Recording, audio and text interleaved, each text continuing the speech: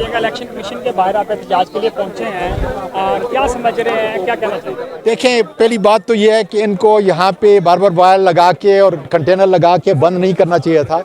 हम डकैत नहीं है, हम पब्लिक के नुमाइंदे हैं।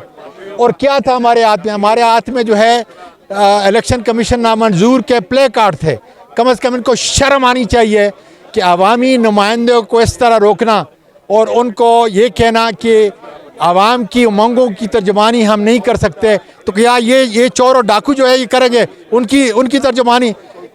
ये मीर जाफ़र और मीर सादिक अब नंगे हो चुके हैं और अल्लाह के फजल से इमरान खान के साथ पूरा मुल्क खड़ा है।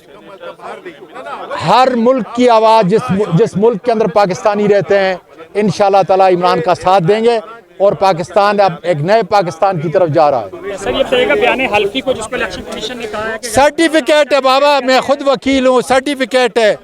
जिस नवाज शरीफ ने बयान हल्फी दी थी कि मैं इतने अरसे के बाद आ जाऊंगा, उसको आना चाहिए और वो बयान हल्फी है जी।